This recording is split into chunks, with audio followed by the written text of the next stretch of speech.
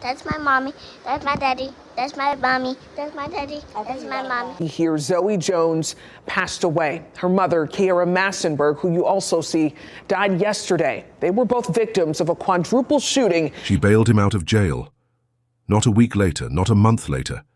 That same day, hours later, he pulled out a gun and shot her. Then he turned the gun on their 6-year-old daughter. This wasn't just some stranger. This wasn't some robbery gone wrong. This was someone she knew, someone she trusted, the father of her child.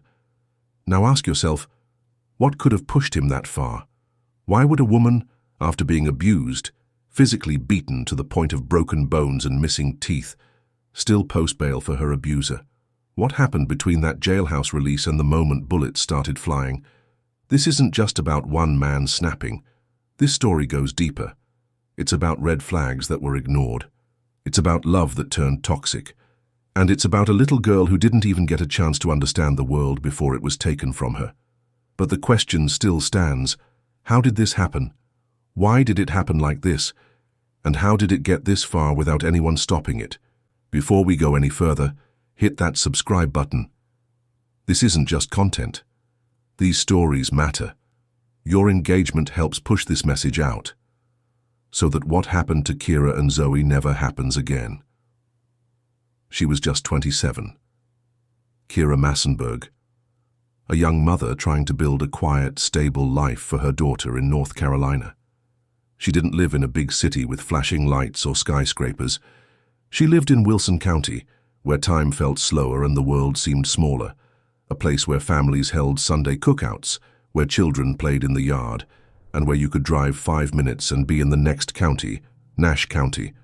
But small towns don't always mean safety. Beneath the quiet streets and southern charm, crime had started to creep in.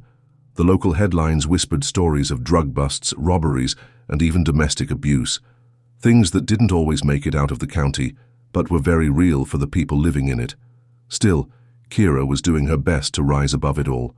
She was focused, grounded, a mother before anything else. Her world, a 6-year-old named Zoe. Zoe was sunshine, soft-spoken, always smiling, the kind of child who brought peace to a room just by being in it. She loved music, crayons, cartoons, and cuddling up next to her mom on the couch.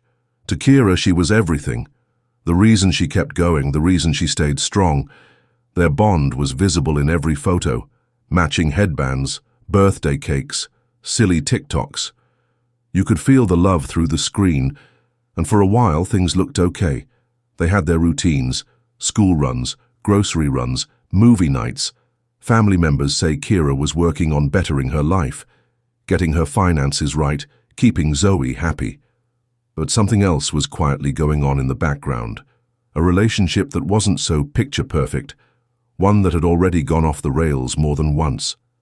She had been with him for years, Zoe's father, someone she had known, trusted, loved, and forgiven more than once. And recently he had been in jail. What for? That's a story for later. But here's what matters now. Kira bailed him out. People close to her didn't understand why. But love, real or toxic, can blur logic. Sometimes forgiveness is just fear dressed up in hope. What no one knew was that the second she opened the door and let him back in, the countdown had already started. Because something was coming, something dark, something no one saw us until it was too late. She had bailed him out, just days before everything blew up, and the storm was already on its way. But who was the man Kira let back into her life?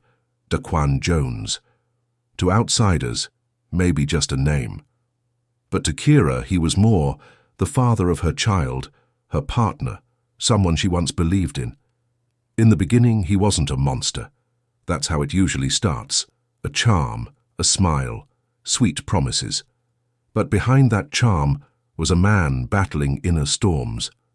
Daquan had a troubled past, run-ins with the law, bursts of anger, and a trail of broken trust. People around them noticed red flags, moments where Kira would go quiet when his name was mentioned, or how she'd suddenly seem distant and tired. Something was wrong, but she never fully spoke on it. In and out of jail, Daquan Jones wasn't a stranger to violence, and yet when he was locked up again, Kira bailed him out. Why? Some said it was love, others said it was fear, guilt, or the hope that things would finally change. But whatever the reason, that one decision would open the door to a nightmare. She bailed him out just before everything blew up. Something darker was coming. Behind the smiles, behind the filtered photos on social media, behind the soft voice of a mother raising her child, a darker truth was hiding. In July 2024, just months before everything came crashing down, Daquan Jones viciously punched Kira Massenberg in the face. He didn't just hit her, he broke her nose, he knocked out her teeth. It wasn't a push, it wasn't a moment of rage. It was an attack. Violent, calculated, brutal. And when her family found out, they were devastated. They urged her to press charges, to run, to never look back. But Kira didn't press charges. She didn't leave.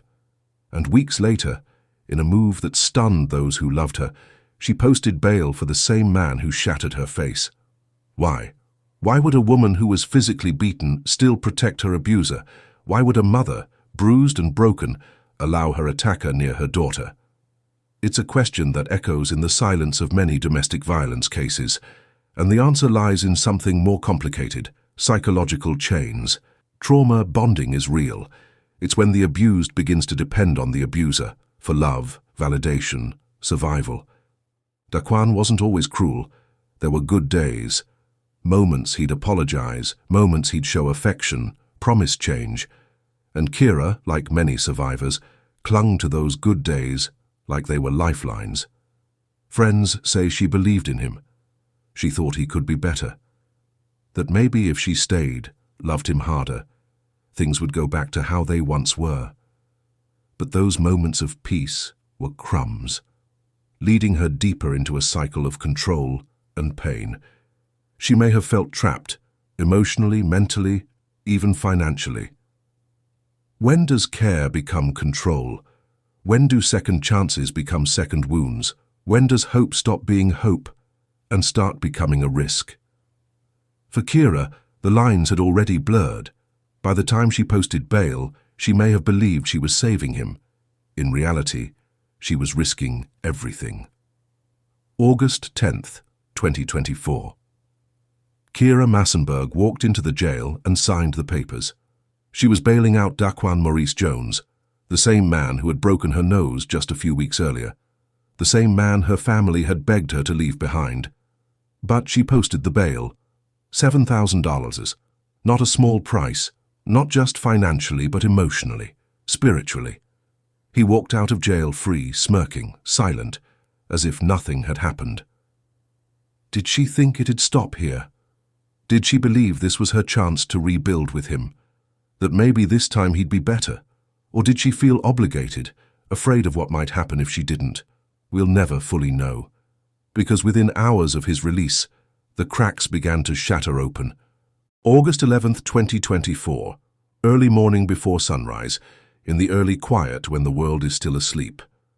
Daquan climbed into a car and headed to Sharpsburg, North Carolina. Not to see family, not to start over, not to be grateful for a second chance. He went there with a gun, and by the time the sun rose, 2 people were shot. At a home on Sunnyside Drive, 27-year-old Makia Page and 30-year-old Devonte Ricks were spending the night. They were his friends, people who once welcomed him, laughed with him, maybe even tried to help him. But on that morning, Daquan turned on them. He opened fire inside the home. Shots rang out. Screams filled the air. Blood soaked the floor. They weren't enemies. They weren't threats. So why them? Why them? Was it random? Or was it a message? Was this a warning to others? A release of rage bottled up inside him? Or was it deeper, more personal? No clear motive has ever been confirmed. But one thing was certain. Trust had been shattered.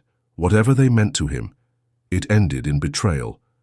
Family and friends of Makia and Devonte were blindsided. How could this happen? They cried. He was just released. He was just here. The gunfire didn't just take lives. It ripped through communities, homes, and hearts, especially because it was so unexpected. People who had stood by him were now lying on stretchers. And Kira.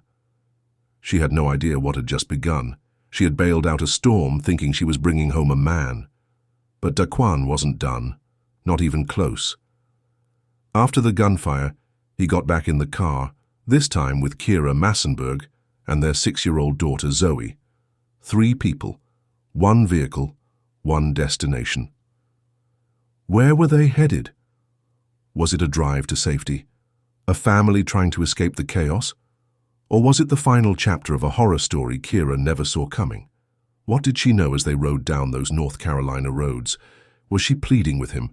Was Zoe quiet in the back seat, confused? Or had Kira realized, too late, that she had set a ticking bomb free? They pulled up to a residence in Nash County. Jones stepped out, and in a moment that defies reason, he turned his gun on Kira, the woman who had just bailed him out of jail less than 24 hours earlier. He shot her, the mother of his child, the woman he had once promised forever. Her body collapsed. The bond that had already been broken was now destroyed by finality. But it didn't end there, because little Zoe, just 6 years old, was with them. And Daquan pulled the trigger again, the shot that silenced everything she was hit. Zoe Massenberg, sweet, small, full of life, was left bleeding, fighting for breath, struggling to understand. She didn't die right away. She was rushed for medical care, and for a short time, a single night at the world held its breath. Would she make it? Could her little body survive what her own father had done? But by the evening of August 12th, 2024, Zoe was gone. What were her final thoughts? Did she cry out for her mother? Did she remember the laughter, the bedtime stories, the hugs? Did she wonder why the man who once lifted her onto his shoulders had done this? We will never know.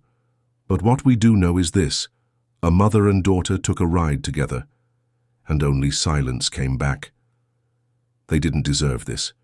No child does. No woman should. This wasn't just a crime. It was a betrayal of love, of family, of life itself. This is real, this happened, and it must be told. If you believe in truth, in justice, in giving victims their voice, subscribe to this channel. We tell the stories others try to forget. We speak for those who no longer can, for Kira, for Zoe, for everyone they left behind. Their names will not be forgotten. After unloading bullets into Kira Massenberg, the woman who once loved him, after shooting their 6-year-old daughter Zoe as she sat nearby, helpless and innocent, Daquan Maurice Jones did one final, unthinkable act. He turned the gun on himself and pulled the trigger, right there in that Nash County home surrounded by death of his own making.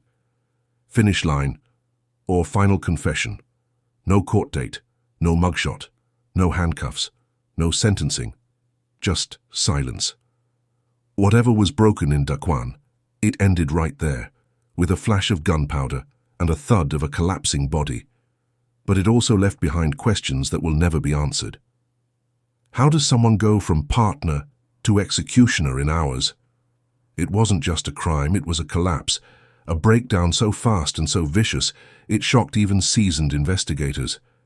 People say love turns to hate, but this wasn't hate, this was obliteration. Psychologists might call it PTSD traits, unresolved trauma, bottled up demons from past abuse or incarceration, unchecked rage, fury that simmers and explodes without warning, narcissism, the belief that if I suffer, everyone else must too, desperation, the hopelessness of a man who saw no way out, except through blood. Daquan didn't leave a note, he didn't explain. But in those final moments, maybe he believed he was in control again. One last time, one last decision. But it was cowardice, not courage, finality, not forgiveness. And now, there are no survivors, no trial, no answers. Just 3 bodies, Daquan, Kira, Zoe, all gone. But not everyone died that day. Mukya Page, once thought to be gone, survived. She's now recovering, but recovery isn't just about stitches and scans. It's about haunted sleep, fear of doorbells, and the smell of gunpowder that never leaves your mind. Devonte Ricks, shot multiple times, was left in critical condition. His survival is called a miracle, but miracles come with pain, surgeries, and survivors' guilt. What trauma did they live through? They were in the room when chaos erupted. They saw people they loved, people they trusted, bleeding, dying, screaming. They saw a man they knew snap and become someone else entirely. They lived through seconds that felt like years. They still carry those seconds, like shrapnel in the soul. How does life go on? For some, it's one breath at a time. For others, it's counseling, grief groups, or long, quiet stares at walls that used to feel safe. Life goes on, but not untouched, not unscarred, because justice didn't come in handcuffs, it came in silence. And silence is a poor substitute for peace. Late August in parks and parking lots, at churches and front porches, balloons rose into the sky. Pink ones for Zoe, white for peace. Photos of Kira taped to flickering candles. They gathered in silence. They gathered in tears. They gathered in defiance of being forgotten. What message did they want to send? What's the warning to others? Every tear, every hug, every trembling speech at a vigil cried out the same thing. This shouldn't have happened. Not again. Not to her. Not to them. It wasn't just about Kira and Zoe. It was a cry for every woman afraid to leave, every friend who saw red flags, every system that shrugged when it should have shielded. If you see something, say something. If you love someone, protect them. Don't control them. This wasn't random. This was the final act of a cycle that likely started with silence, isolation, control, threats, then explosions. Experts pointed to patterns: unchecked emotional trauma, generational abuse, men taught to suppress, not express. How many more lives before we break this pattern? How many more families shattered before we truly see the signs? Some wounds will never fully close, but healing began in late August, not in forgetting but in remembering with purpose. For every vigil held, for every poster raised, for every survivor who speaks up now because of this, there is a legacy written not in blood, but in action. Because while Daquan ended lives, the community chose to save others. The massacre wasn't the beginning. It was the end of a pattern. While headlines focused on the explosion, the truth is, the fuse was lit years before. Lesser-known facts: A History of Violence Ignored, 2019. Daquan Arnez Jones was convicted of assault on a female and false imprisonment. Not one charge. 2. Not a mistake. A pattern. August 17, 2024. The day he was arrested for shooting Kira and Zoe. He posted bond that same night. Let that sink in. He paid to walk free, hours before the massacre. How many red flags did we miss? The prior convictions, the bond release, the controlling behavior noted by friends, the trauma Kira may have never spoken about, the rage that had already been documented. Warning signs don't blink in neon, they hide in paperwork, in silence, in excuses. So, how many more Kiras are out there? Could someone have stepped in? Could this have been stopped? That's the haunting question. Could a judge have held him longer? Could a friend have raised the alarm louder? Could a system have flagged the risk sooner? This wasn't just a crime, it was a failure to intervene. The psychology of prevention experts weigh in. Risk factors often missed, past violent behavior control issues in relationships, sudden isolation of a partner, escalation after separation, traits like narcissism, untreated PTSD, rage masked as love. Domestic violence isn't just private pain, it's public danger. Communities need education. Courts need risk assessment protocols. Loved ones need to believe victims the first time, because when no one steps in, it ends in headlines. Two faces. Kira, a young mother, full of love and hope. Zoe, just 6 years old, innocent, full of light, both gone. And behind it all, a man with a known history of violence, a system that didn't stop him, a tragedy that maybe, just maybe, could have been prevented. This was a tragedy, not just a story in the news, a warning, a call, a lesson. So now we ask, what would you do differently if you saw the same signs? Would you speak up, reach out, report it? Listen more carefully, because sometimes the only thing standing between life and death is someone who cares enough to act. Share this video to honor Kira and Zoe and to spread awareness about domestic violence. Someone you know might need it. Someone's life could depend on it. We may never know every answer, but if you watch carefully, you just might save a life next time. Like this video, share it, and subscribe. Not for the algorithm, but for the message. Tell us where you're watching from. Every view, every comment, every share, every subscribe, they push this story into the hands of people who might recognize the signs next time and do something before it's too late.